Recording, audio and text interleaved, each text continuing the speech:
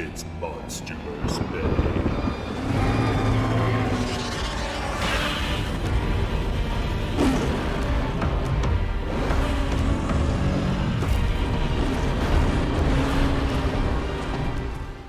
Godzilla Awakening is the prequel tie-in comic released alongside Godzilla 2014. Initially hitting shelves on May 7th, 2014, this comic has been the source of much debate ever since its debut. For a while, it seemed like Legendary and the MonsterVerse wanted to move on from this comic, completely ignoring its existence, but leading into the release of Godzilla King of the Monsters, the team over at Legendary Comics confirmed that it was still relevant to the broader MonsterVerse. 10 years later, Godzilla Awakening has seen a re-release as part of the Legends of the MonsterVerse, the Omnibus collection, that compiled all 5 original MonsterVerse comics into one. The term Legends in this title is particularly meaningful now with the release of Monarch Legacy of Monsters, a series which details a radically different origin for the Monarch organization than what was depicted originally in this comic. While it is yet to be acknowledged specifically by Legendary, Godzilla Awakening can no longer be considered canon, and now serves as a fun alternate telling of the history of the MonsterVerse. The story starts out in 1980, where a young, nearly 40-year-old Ishiro Serizawa visits his father, E.G. Serizawa, toward the end of his life. E.G. reveals that shortly after Ishiro was born in 1945, their home was destroyed in the bombing of Hiroshima, which awakened a phantom-like creature called Shinomura and the king of the monsters himself, Godzilla. Both creatures are drawn to the surface in search of radiation for sustenance after being in deep slumber for centuries. I really appreciate the attempt to place an emphasis on the devastating consequences of the atomic bomb, much like in the classic Godzilla films. Because the Titans in the MonsterVerse are creatures natural to this planet, their atomic origins had to be changed dramatically to fit this new universe. But E.G.'s line about Shinomura being a monster summoned by her own monstrosity is a solid attempt to tie back into Godzilla's primary themes, even if it doesn't land as well as it could have. A year later, E.G. rescues a US soldier named Lee Shaw from a Shinomura attack and is recruited into the Monarch unit, a special task force in the United States government meant to study and eliminate Shinomura and any other Mutos they discover. Over the next few years, Monarch tracks Shinomura around the Pacific, and E.G. uncovers evidence of a second creature, a larger monster a witness in Guam identifies as Gojira after local legends. E.G. becomes obsessed with discovering Gojira, creating a wedge between him and Monarch. Diverging from real-world events, the USS Nautilus is created in 1950 and launched as a way to awaken Godzilla to prove his existence. While the plan works, they gather no physical evidence to prove Godzilla is out there, creating an even further divide between E.G. and Monarch. Shaw and a scientist named Dr. Zamalek discover Shinomura is a hive-minded creature that can regenerate from a single cell. This culminates in the Army's decision to use a nuclear bomb to disintegrate Shinomura before it can grow more. They repurpose their Castle Bravo nuclear test into an attempt to lure Shinomura to Bikini Atoll to kill it. E.G. protests, having uncovered evidence that Godzilla is an ancient alpha predator, who is old rivals with Shinomura and exists to keep nature's balance by fighting creatures like Shinomura to the death. Godzilla has been doing so for 250 million years now. Deciding that Godzilla likely does exist and is an equal, if not bigger, threat to international security, General Douglas MacArthur gives the go-ahead to take them down. And so, both creatures are lured to Bikini Atoll in front of Monarch and the United States government and bombed. Despite seemingly working, E.G. remains certain that Godzilla survived the explosion, unlike Shinomura, and will one day appear when Ishiro is his age. 1 year later, in 1981, E.G. has passed away, and after honoring his father at his funeral, Ishiro is approached by Lee Shaw, who recruits him into Monarch at the ripe young age of 36. Godzilla Awakening is best appreciated as a standalone story outside the MonsterVerse, with heavy inspiration from the 2014 film. The comic doesn't answer any meaningful questions and is riddled with continuity errors, both to the broader MonsterVerse and to the 2014 film. Things like Ken Watanabe's Ishiro Serizawa being deep into his 70s during the events of Godzilla King of the Monsters as a result of his 1945 birth date have never sat right with me, especially when you consider that Watanabe was only 57 when he filmed that movie, and the alterations made both to the USS Nautilus and the Castle Bravo bombing didn't align with the 2014 film even remotely. With the addition of Monarch Legacy of Monsters to the MonsterVerse completely wiping out the storyline about Godzilla tracking Shinomura through the South Pacific pre-1954, Shinomura's existence never being mentioned or seen, and Lee Shaw being transformed into a completely different character who joins Monarch in 1952 rather than 1946, and is never seen having any affiliation with E.G. Serizawa, this comic's events can't be taken as anything more than a fun companion piece inspired inspired by the MonsterVerse, and there's nothing wrong with that. Godzilla Awakening is a very mixed bag. At times, the storytelling is pretty engaging, with an intriguing plotline and interesting world building, while at other times it gets dragged down by its generally unlikable characters and has story reveals that are hard to follow. The artwork follows a similar trend, with a strong and interesting style that is always visually striking to look at, but is often really hard to interpret. There are a lot of visual questions raised by the art regarding characters' ages, the Japanese cast being drawn to look very white, and action that is often incoherent and confusing. One page depicts sailboats existing 250 million years ago, Shinomura eating what looks like a giant monster that we've never seen before, unless it's the giant shrimp-like creature we see in Monarch's museum, but that connection's never made clear, and Godzilla transforming himself into an island on all fours with proportions that seem to match Methuselah's rather than Godzilla's himself. A few pages later, Godzilla appears to be flying through the air, heading face first into the ground. Characters flying during action sequences is a common trend for this comic, where every single intense moment is punctuated by nothing but question marks as to what is happening on the page. As long as Awakening is viewed as its own self-contained legend about the origins of Monarch, while keeping in mind that all but none of it actually happened within the context of the MonsterVerse, this is a decent read. The story can be very sloppy, and the art is expressive and stylistic while being overly convoluted and muddled at times. But the broader story beats actually make for a very decent narrative. They just aren't executed to their potential, which is why retconning this comic into oblivion with later installments in the MonsterVerse is actually a welcomed change. I actually really love some of the elements in this comic, such as Shinomura, who is essentially the MonsterVerse's take on Hedorah, but with a more ghost-like spin, which is very awesome, while other elements don't quite land as well as they could. It's clear reading this story that Awakening is a very rushed product, with limited quality control. A problem that unfortunately never goes away with the MonsterVerse comics is Legendary's rush to release them alongside the films, resulting in needless continuity errors and limited relevance to the films themselves, and that has never been more prominent than it was here. I might recommend Godzilla Awakening to hardcore MonsterVerse fans, but if you're not as deep into these films as you could be, this is a skip for sure. It doesn't have any broader implications for the universe and has been completely deleted from relevance. The interesting story beats seen here are almost all done better in the later Monarch Legacy of Monsters, and even as a Godzilla standalone story, this leaves a lot to be desired. Thank you guys all so much for watching the first episode of MonsterVerse May. If you liked this video and want to see more like it, please consider supporting the channel through the Patreon. Supporting the Patreon is the most direct way to support this channel and to make sure that I can continue to make videos like this for you guys. If you want to check out the Patreon, you can use the link in the description below, where you can get early access to content, access to the Discord community, and more. Thank you so much for watching. I'll see you guys next time for the next one. D-Man out.